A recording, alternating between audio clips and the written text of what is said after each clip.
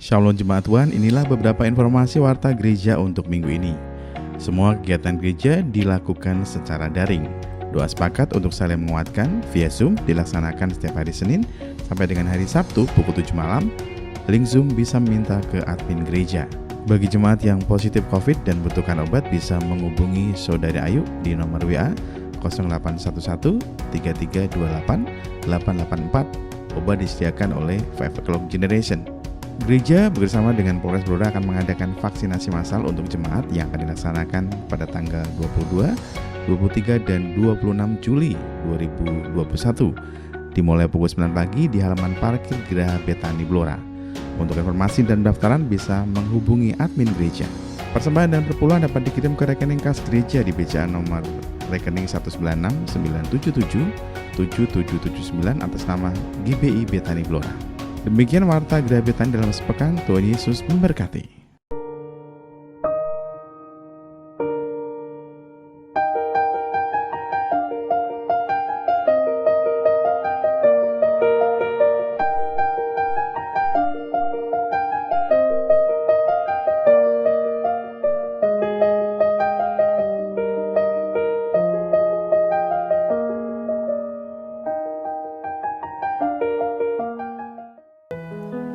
Shalom Bapak Ibu Saudara terkasih dalam Tuhan, jemaat yang sangat dikasihi.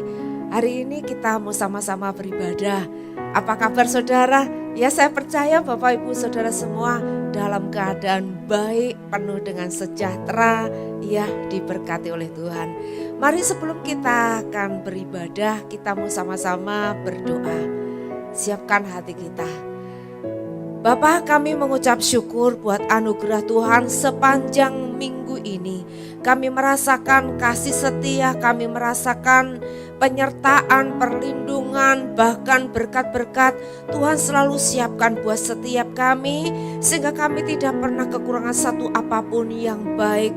Tuhan, terima kasih untuk kasih Tuhan yang terus menopang dalam kehidupan kami ini. Saat ini kami boleh siapkan hati kami ingin beribadah kepada Tuhan, menaikkan ucapan syukur kami kepada Tuhan untuk semua kasih setia, untuk semua anugerah Tuhan yang sudah berikan kepada kami. Kami siap memuji Tuhan, kami siap menyembah Tuhan, kami siap menikmati hadirat Tuhan, lawatan Tuhan, kami siap menikmati firman Tuhan. Terima kasih, kami bersyukur di dalam nama Tuhan Yesus Kristus. Kami berdoa, kami sambut hadirat Tuhan, lawatan Tuhan buat setiap kami. Haleluya, amin. Selamat beribadah, Tuhan memberkati kita semua.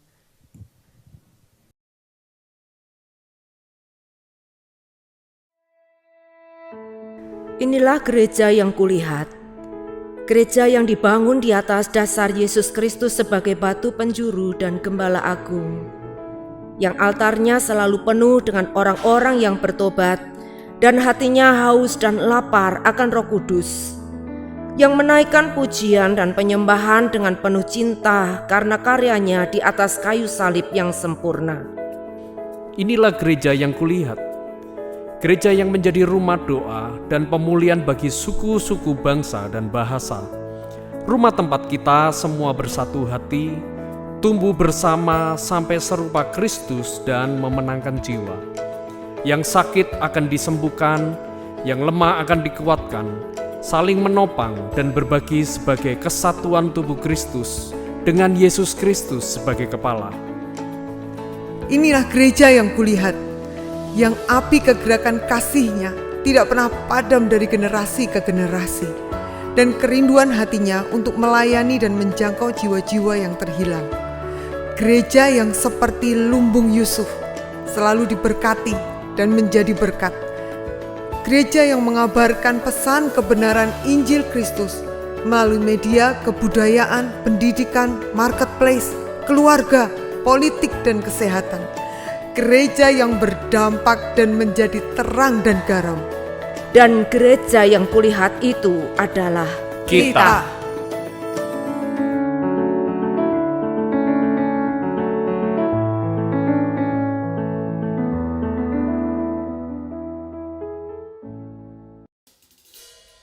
Mari sama-sama kita akan memuji Tuhan.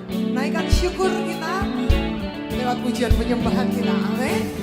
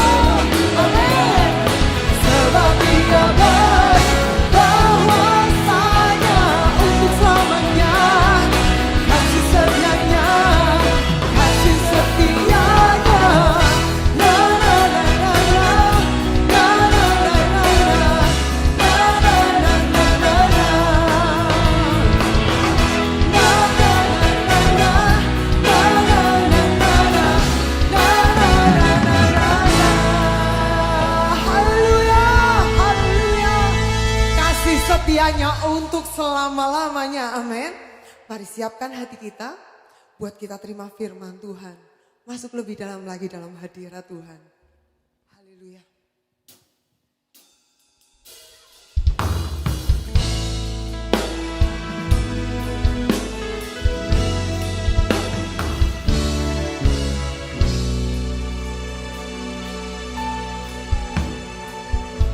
Segala perkaraku ku serahkan padamu,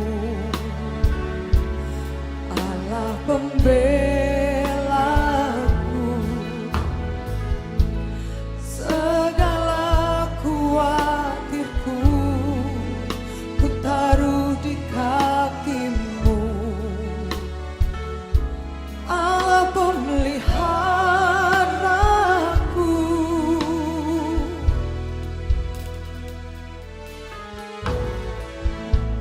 Segala perkaraku ku serahkan padamu,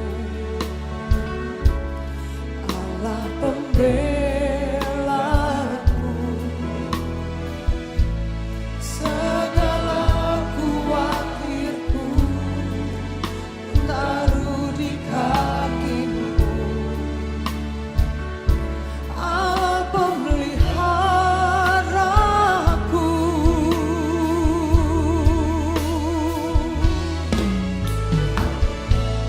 Bila kau yang membuka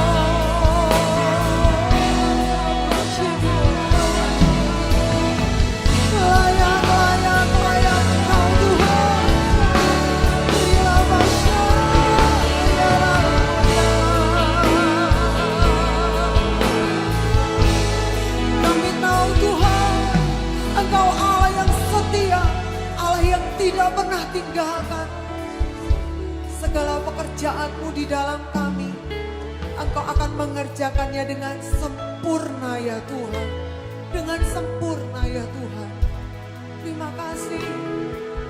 kasih Tuhan.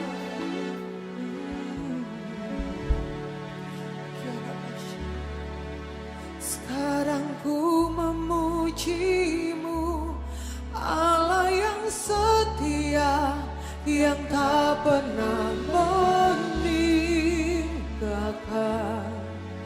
perbuatan tangan-Mu. Sekarang ku menyembah-Mu, Allah yang mulia, sempurnakan setiap hidupku agar indah bagi-Mu. Mari beri hati lebih lagi katakan. Sekarang ku memuji-Mu, Allah yang setia, tak pernah tinggalkan perbuatan tangan-Mu. Sekarang ku menyembah-Mu, Allah yang mulia, sempurnakan setiap hidupku agar indah bagi-Mu.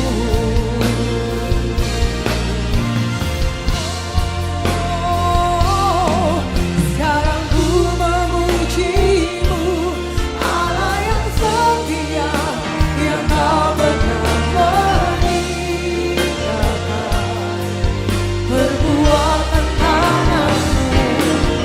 Sekarang ku menyembah-Mu, Allah yang mulia, sempurnakan setiap hidupku agar indah bagi-Mu. Oh, agar indah bagi-Mu, agar indah bagimu.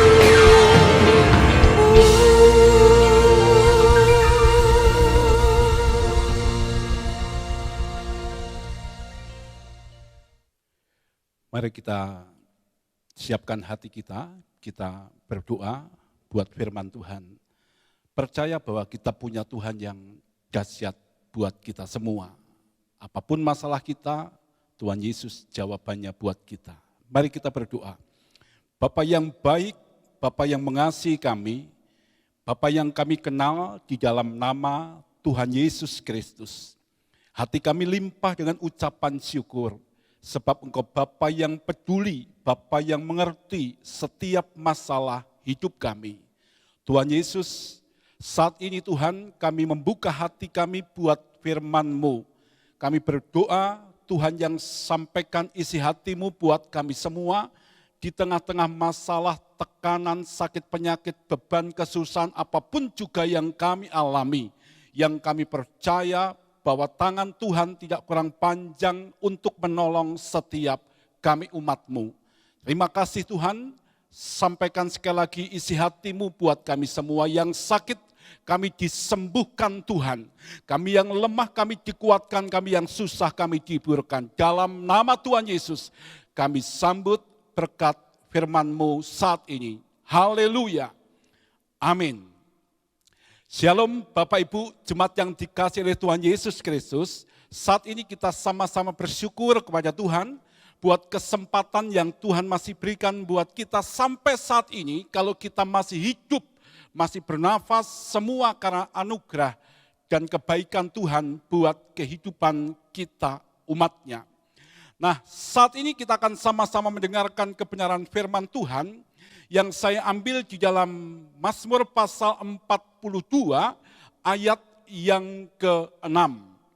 Mazmur pasal 42 ayat yang ke-6, demikian firman Tuhan, "Mengapa engkau tertekan, hai jiwaku, dan gelisah di dalam diriku? Berharaplah kepada Allah, sebab aku akan bersyukur lagi kepadanya, penolongku dan Allahku. Saya ulang, mengapa engkau tertekan, hai jiwaku, dan gelisah di dalam diriku? Berharaplah kepada Allah, sebab aku akan bersyukur lagi kepadanya, penolongku dan Allahku. Saya berikan tema atau judul firman Tuhan saat ini, tenang dan menang bersama dengan Tuhan. Nah, Bapak Ibu yang dikasihi oleh Tuhan Yesus Kristus, ada satu istilah yang beberapa waktu yang lalu itu sangat-sangat muncul di media sosial, sangat viral. Istilah itu adalah panic buying. Membeli sesuatu dalam kondisi kepanikan. Saya percaya kita sama-sama melihat, di-share di media sosial, di WA, video yang ada. Bagaimana orang begitu berebutan mendapatkan satu produk yang dianggap itu sangat bermanfaat, khususnya dalam masalah COVID-19 ini. Jadi mereka membeli dengan dasar kepanikan yang ada dalam hidup mereka. Mereka berebutan sebab mereka khawatir tidak kebagian dengan satu produk itu yang dianggap sangat bermanfaat. Nah, kepanikan saat ini sedang terjadi di mana-mana. Kepanikan, kekhawatiran, ketakutan akan kehabisan sesuatu yang sangat dibutuhkan. Kebutuhan oksigen, kebutuhan obat, kebutuhan vitamin, dan lain sebagainya. Kepanikan ini sedang melanda semua umat manusia di dunia ini. Dan kepanikan ini pun juga bisa kita alami. Sekalipun kita sudah percaya kepada Tuhan Yesus, sekalipun kita adalah anak Tuhan, sekalipun kita adalah hamba Tuhan, kita pun juga bisa mengalami situasi panik, gelisah, takut, cemas, gentar dalam hidup kita. Nah, bagaimana dengan kondisi kita saat ini? Pertanyaannya, apakah kita juga sedang mengalami kepanikan, ketakutan, kegentaran, kegelisahan dalam hidup kita? Nah, ada 3 pesan yang Tuhan ingin sampaikan buat kita semua saat ini lewat ayat firman Tuhan yang kita baca tadi. Mengapa engkau tertekan, hai jiwaku, dan gelisah di dalam diriku? Berharaplah kepada Allah, sebab aku akan bersyukur lagi kepadanya, penolongku dan Allahku. Yang pertama, pesan yang Tuhan sampaikan buat kita semua dalam kondisi seperti ini, supaya kita tetap tenang. Ketenangan itu Tuhan sampaikan buat kita, umatnya, gerejanya, supaya kita ini tetap tenang. Hari-hari ini, gema seruan untuk berdoa disampaikan di seluruh pelosok kota, penjuru yang ada di kota kita, di bangsa kita. Seruan untuk berdoa buat kota, buat bangsa kita. Bahkan gereja kita juga mengadakan doa sepakat setiap malam jam 7. Ada begitu banyak yang mengikuti. Karena kebutuhan yang ada, yang sakit, yang berbeban berat, yang susah, yang dalam tekanan, apapun juga, mereka mengikuti doa ini. Nah, pertanyaannya, apakah hubungannya ketenangan dengan doa ini? Nah, di dalam 1 Petrus pasal yang keempat, ayat yang ke-7, dikatakan kesudahan segala sesuatu sudah dekat. Karena itu, kuasailah dirimu dan jadilah tenang, supaya kamu dapat berdoa. Jadi ketenangan ini penting sekali, berhubungan erat dalam hal doa. Ketika kita berdoa, Alkitab katakan kesudahan segala sesuatu sudah dekat. Karena itu kuasailah dirimu dan jadilah tenang, supaya kamu dapat berdoa. Berapa banyak kita mengalami kondisi seperti ini. Kita mengikuti acara doa, Zoom doa, tapi kita dalam kondisi panik. Lalu pikiran kita melayang kemana-mana, kita nggak fokus, kita nggak konsentrasi. Sebab apa? Sebab jiwa kita sedang mengalami kepanikan, kegoncangan. Makanya penting sekali Tuhan sampaikan buat kita semua. Yang pertama, supaya kita ini tetap tenang. Jangan panik. Sebab ketika kita panik, kita bisa salah mengambil keputusan. Pilihan yang kita ambil bisa salah. Satu insiden dalam musibah kebakaran sebuah rumah, seorang ibu dengan paniknya ketika dia mau menolong, dia mau mengangkat bayinya. Karena dalam kondisi panik, dia salah mengangkat. Bukan bayinya yang diangkat, tapi guling yang dibawa keluar. Dia nggak tahu. Karena dalam kondisi kepanikan. Murid-murid Tuhan Yesus juga mengalami. Ketika Tuhan Yesus berjalan di atas air, mereka panik. Lalu mereka menyangka itu hantu. Nah, Alkitab mencatat mereka berteriak sangat ketakutan. Tapi Tuhan Yesus berkata, tenanglah. Ini aku, jangan takut. Oleh sebab itu, firman Tuhan sampaikan lewat pemazmur ini, supaya kita ini menenangkan hati kita, jiwa kita, pikiran kita. Mengapa engkau tertekan, hai jiwaku? Mengapa engkau gelisah di dalam diriku? Ini satu gema firman Tuhan yang disampaikan bukan untuk jemaat, bukan keluar sifatnya, tapi ke dalam buat pribadi kita sendiri. Kita khotbah. Firman Tuhan yang sampaikan buat diri kita, buat jiwa kita yang sedang tergoncang, yang sedang gelisah, yang sedang tertekan. Nah, Bapak Ibu jemaat yang kasih Tuhan Yesus Kristus, ada satu teladan yang Daud berikan buat kita semua, kisah Siklak terbakar. Di dalam 1 Samuel pasal yang ke-30, ayat yang keempat dan ayat yang keenam. Ini satu teladan yang Daud berikan buat kita semua yang luar biasa memberkati kita semua. Dikatakan 1 Samuel pasal yang ke-30 ayat yang keempat, maka menangislah Daud dan rakyat yang bersama-sama dengan dia itu dengan nyaring sampai mereka tidak kuat lagi menangis. Apakah Bapak Ibu pernah mengalami satu kondisi tekanan beban yang begitu berat sampai menangis saja kita nggak kuat? Kalau kita mengalami, Daud pun mengalami. Tapi Daud memberikan teladan di ayat yang ke-6, Daud berkata, firman Tuhan berkata, dan Daud sangat terjepit karena rakyat mengatakan hendak melimpari dia dengan batu. Seluruh rakyat itu telah pedih hati masing-masing karena anaknya laki-laki dan perempuan. Ayat kalimat yang terakhir, tetapi Daud menguatkan kepercayaannya kepada Tuhan Allahnya. Tetapi Daud menguatkan kepercayaannya kepada Tuhan Allahnya. Tetapi Daud menguatkan kepercayaannya kepada Tuhan Allahnya. Tetapi Daud berkhotbah kepada dirinya sendiri. Sampaikan ke dalam, mengapa engkau tertekan hai jiwaku? Kuatkan, teguhkan hatimu. Ini khotbah kepada kita pribadi. Ada begitu banyak firman yang sudah kita dengar, bahkan kita hafalkan, kita tulis, kita catat. Nah, hari-hari ini Tuhan mau supaya kita belajar untuk kita praktek. Tetap tenang dalam kondisi apapun juga.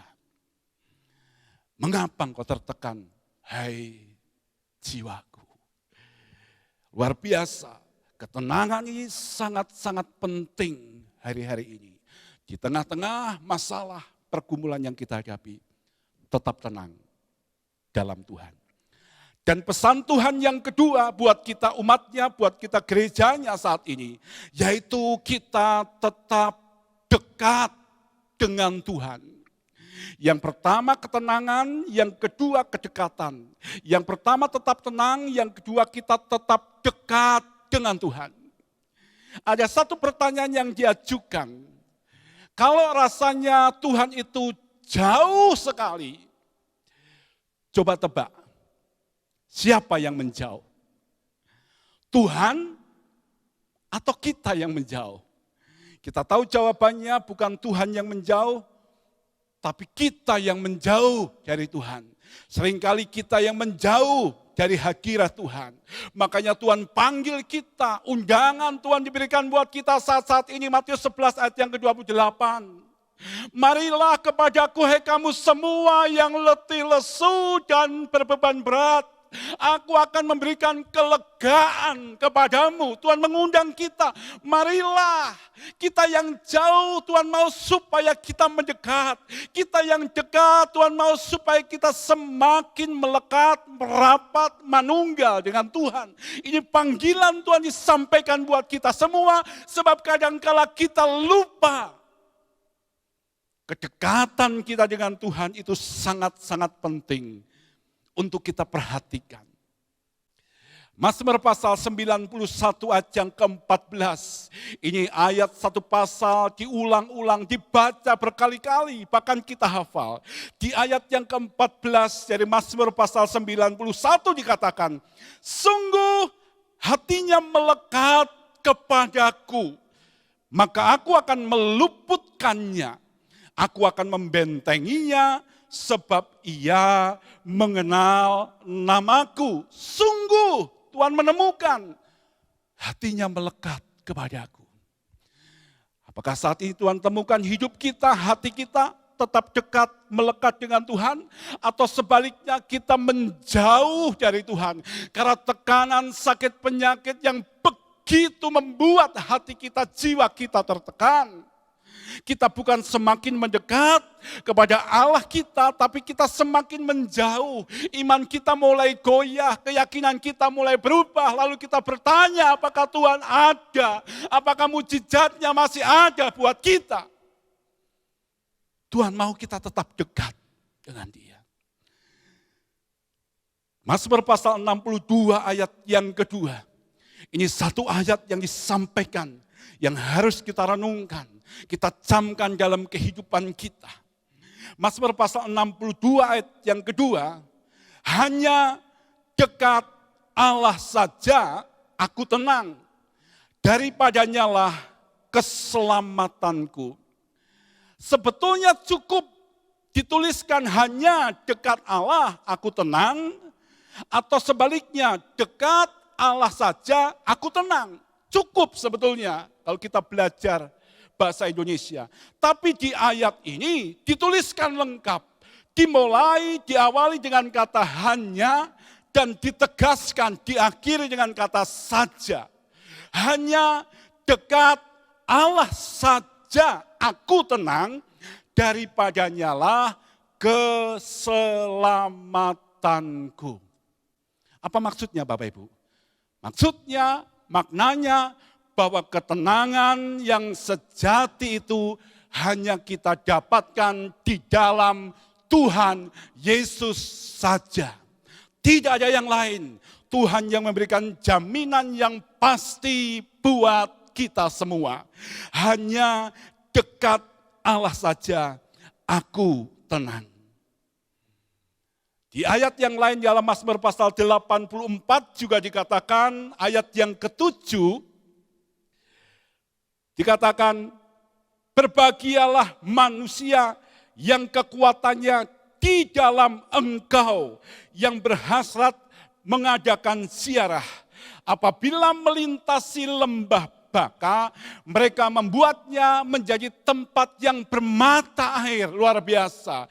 Berbahagia manusia yang kekuatannya di dalam Tuhan.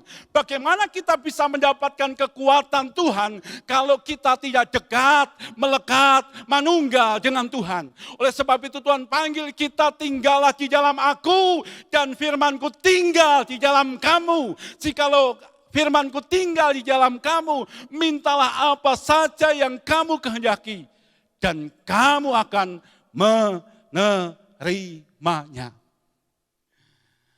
Terkutuklah orang yang mengandalkan manusia, yang mengandalkan kekuatannya sendiri, dan yang hatinya menjauh dari Tuhan. Tuhan panggil kita, ayo kita kembali kepada Tuhan. Ayo kita kembali pada kasih karunia Tuhan. Kita kembali kepada firman Tuhan yang menguatkan buat kita. Jangan takut, sebab kita punya Tuhan yang dapat kita percaya. Pertanyaan yang jadi perenungan buat kita semua saat-saat ini, dengan siapa hati kita mendekat? Tuhan panggil kita, Tuhan berikan pesan buat kita semua. Yang kedua, ayo kita tetap dekat dengan Tuhan. Bagaimana dengan hubungan kita? Kedekatan kita dengan Tuhan saat-saat ini. Ayo sama-sama kita perbarui. Alkitab katakan, berbahagialah orang yang lapar dan haus akan kebenaran. Kerinduan yang sangat dalam untuk berjumpa dengan Tuhan. Mengalami hubungan yang intim dengan Tuhan. Itu yang Tuhan mau, supaya kita sadar gerejanya butuh Tuhan. Dan Tuhan sediakan buat kita kasih karunia-Nya yang ajaib buat kita semua. Yang pertama, Tuhan pesan buat kita semua tetap tenang. Yang kedua, kita tetap dekat. Dan yang ketiga, kita tetap percaya. Ketenangan yang pertama, kedekatan yang kedua, dan keyakinan iman ini yang penting juga buat kita semua. Keyakinan. Bukankah kita berkata hidup kita adalah hidup karena iman. Because we believe, karena kita percaya mujizat Tuhan ada, mujizat Tuhan nyata. Kapan? Ketika kita berdoa dan ketika kita percaya. Tuhan berkata, jadilah kepadamu sesuai menurut imanmu, kepercayaanmu. Jadi apa yang kita imani, itu yang terjadi. Nah, dalam kisah Tuhan Yesus membangkitkan Lazarus. Dalam Injil Yohanes pasal yang ke-11. Ini kisah yang seringkali dikhotbahkan buat kita semua. Kita baca berulang-ulang.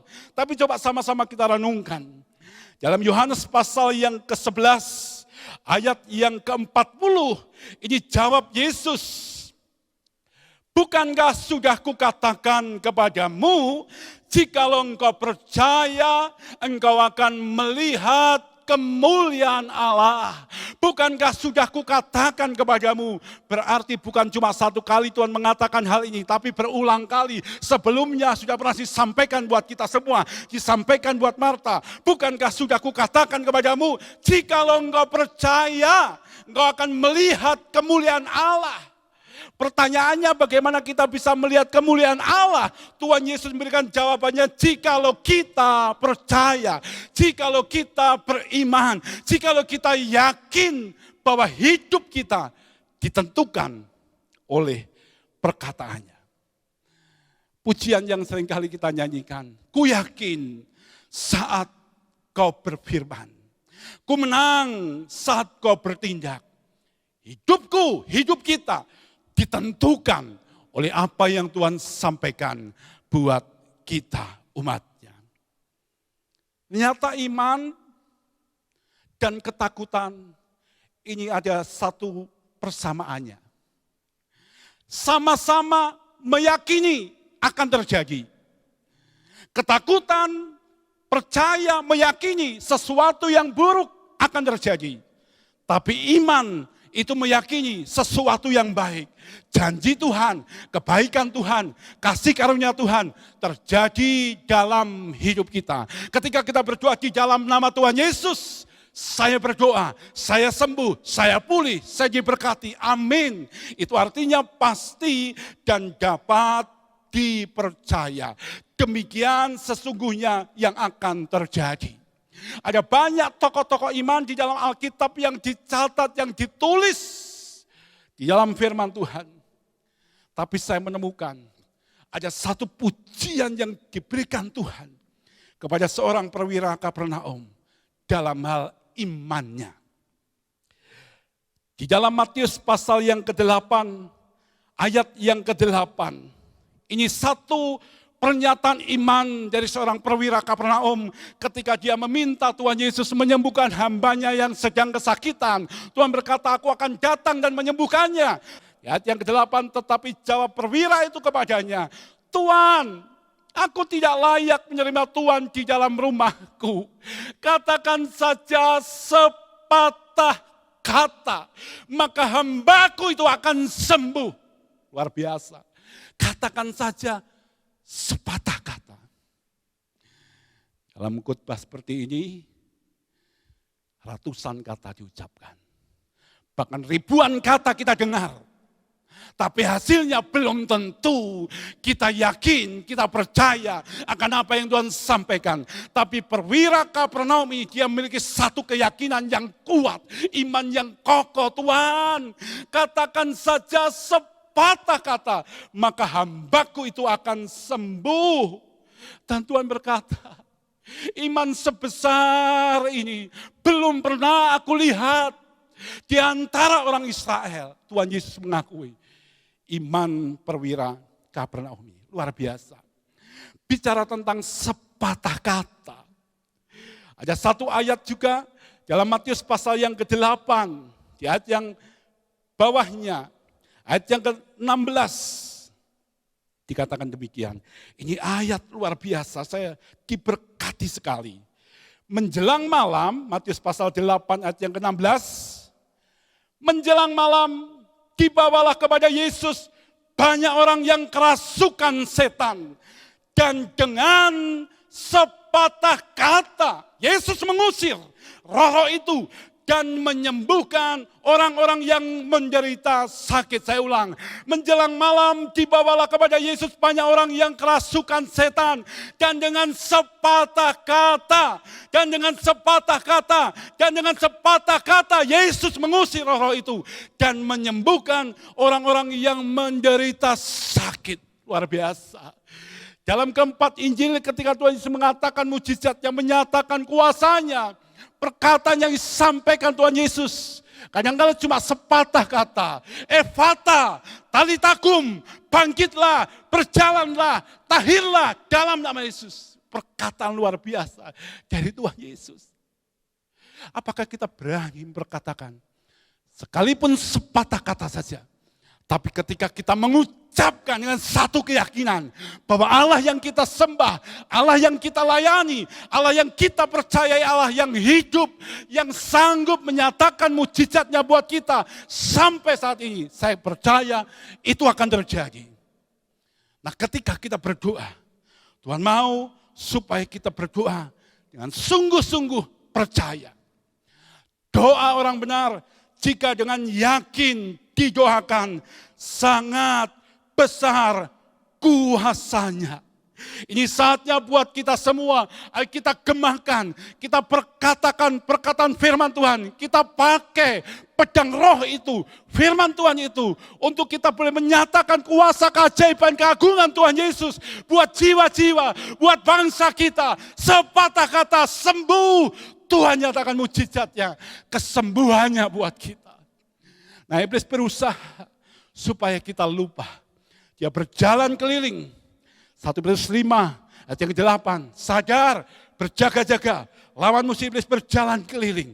Menerkam, menelan siapa saja yang dapat diterkamnya. Hari-hari ini iblis sedang taburkan benih ketakutan.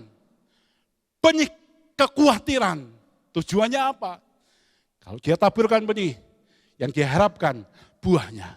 Kalau ketakutan, benih yang ditaburkan, tujuannya, harapannya, supaya iman kita ini goncang.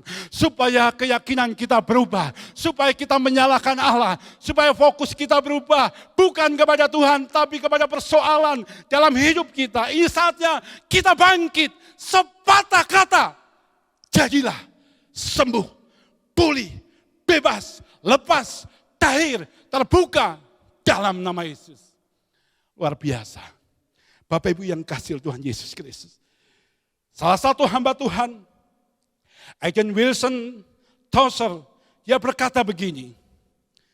Gereja dimulai di dalam kuasa. Gereja berkembang dalam kuasa. Dan gereja akan terus bergerak selama ada kuasa. Nah, kuasa Tuhan, kuasa yang tidak terbatas. Dia Alfa dan Omega, yang awal dan yang akhir. Dia Allah yang kekal. Dia memberikan buat kita kuasanya supaya kita umatnya, gerejanya bangkit. Mengatakan sepatah kata saja. Lawan dia dengan iman yang teguh. Ayo saatnya Bapak Ibu, jemaat yang kasih Tuhan. Ini saatnya kita bangkit. Kita tenang dan kita menang bersama dengan Tuhan kita. Tuhan Yesus memberkati kita semua. Dia tahu hidup kita. Dia tahu masalah kita. Dia berkata, aku tahu segala kesusahanmu. Aku tahu di mana engkau diam. Aku tahu pekerjaanmu. Dia tahu semuanya.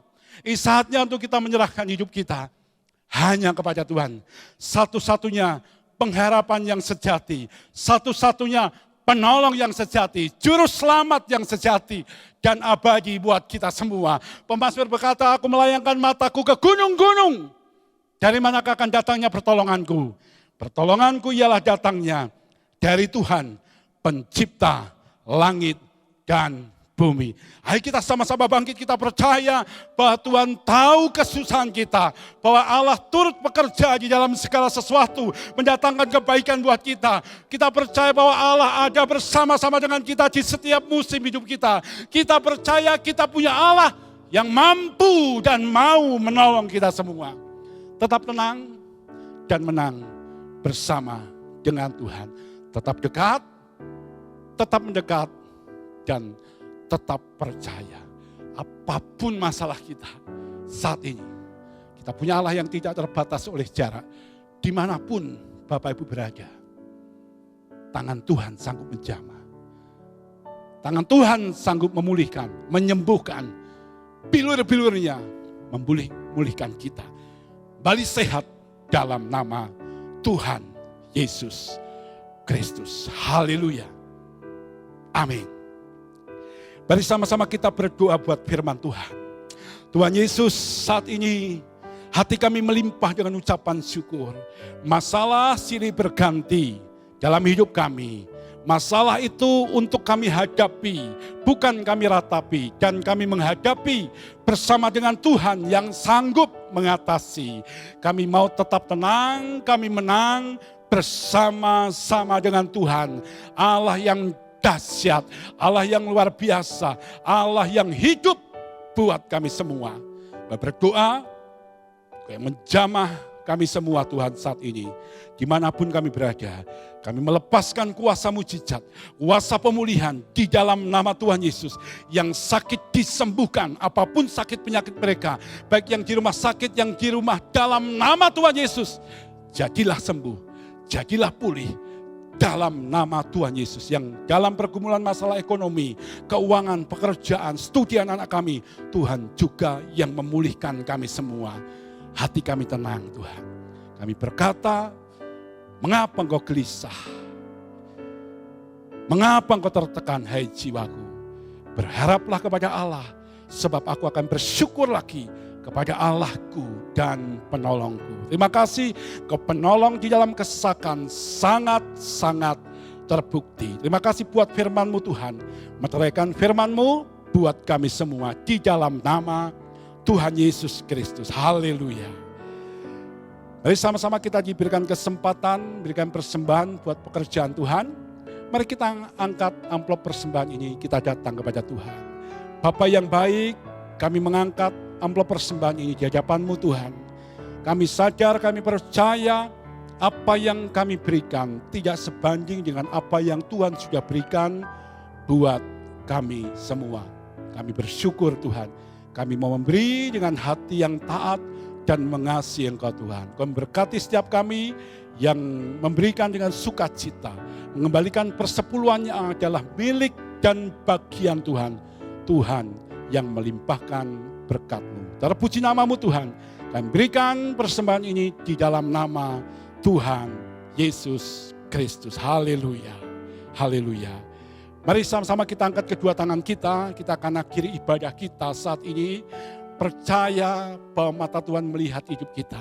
Dia sanggup, dia mampu, dia mau menolong kita semua.